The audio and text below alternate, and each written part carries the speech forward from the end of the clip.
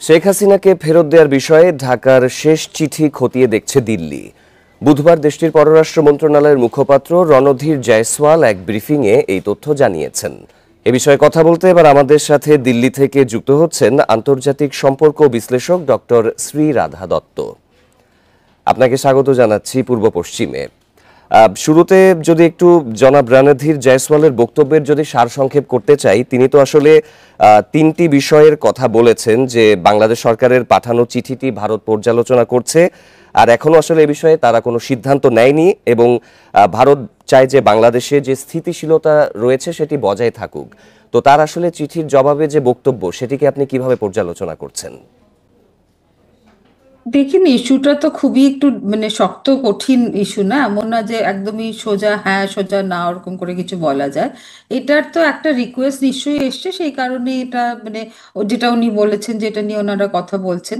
So there is both a technical ground as well as a legal ground. আমি জানি extradition ট্রিটি আছে, কিন্তু ট্রিটিতে অনেকগুলো কন্ডিশনেরও কথা বলা হয়েছে। সো আমাদের ধারণা যে আমাদের এখানে লিগাল টিম নিশ্চয়ই সেটা নিয়ে অনেক খুঁটিয়ে দেখবেন, অ্যান্ড সেটা নিশ্চয়ই আপনাদের সঙ্গে আবার সেটা কনভেও করা হবে।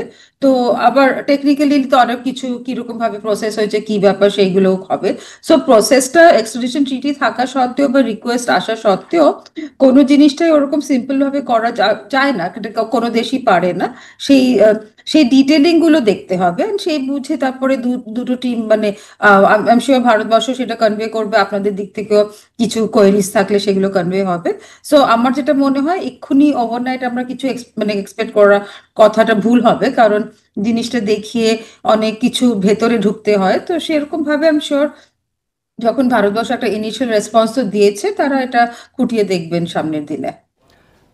ভারতের সাথে তো আসলে বাংলাদেশের এই অপরাধী প্রত্যর্পণ চুক্তি বলে একটি ডিল এখনো রয়েছে। তো আপনি আসলে বলছিলেন যে এই বিষয়টি সময় সাপেক্ষ। তো ভবিষ্যতে আসলে এই কর্মপ্রক্রিয়া সম্পাদনের ক্ষেত্রে আসলে ভারতের থেকে কি কি সাহায্য সহযোগিতা আসলে বাংলাদেশ পেতে পারে? দেখুন, আমরা সবসময় বলি যেটা আমাদের কাছে বাংলাদেশ খুবই আমাদের ঘনিষ্ঠ নেইবার, তার সাথে আমরা সবসময় কাজ করতে চাই। তো আমরা সেই জায়গাগুলো নিশ্চয়ই বজায় থাকবে। আমরা যা যা জায়গা আপনি যেটা বলছেন কোঅপারেশনের জায়গাগুলো সব থাকবে। এই এই ইস্যুটা খুব ডেলিকেট, আমাদের কাছেও ডেলিকেট, আপনাদের কাছেও খুব সেন্সিটিভ একটা ইস্যু। বাট এটার আমার ধারণা যে ওভারনাইট কখনো কোনো সলিউশন হবে না।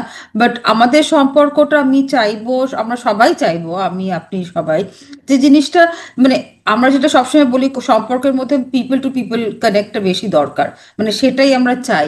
যেটা মাঝখানে হয়তো মনে হয়েছিল যে না, বেশি হয়তো লিডারশিপের কানেক্ট হচ্ছে, সেটা মানুষের মানুষের জিনিসটা ভুলে যাচ্ছে কোথাও। তো সেই জায়গাগুলো দেখতে হবে যে কিভাবে আমরা আরো এগোতে পারি, জিনিসটাকে আরো শক্ত করতে পারি। কিন্তু এই ইস্যুটাকে ধরে বসে থাকতে হবে না, এটাকে আমার মনে হয় আছে। এটা ইন্ডিয়াও যেটা এরকম, এটা নিয়ে আরো অনেক ভাবনা আলোচনা, অনেক কিছু বিষয়ের জায়গা তৈরি হবে, আপনাদেরও সেটা। বাট বাকি সম্পর্কগুলো আশা করতে পারি যে নর্মালসির দিকেই যাবে।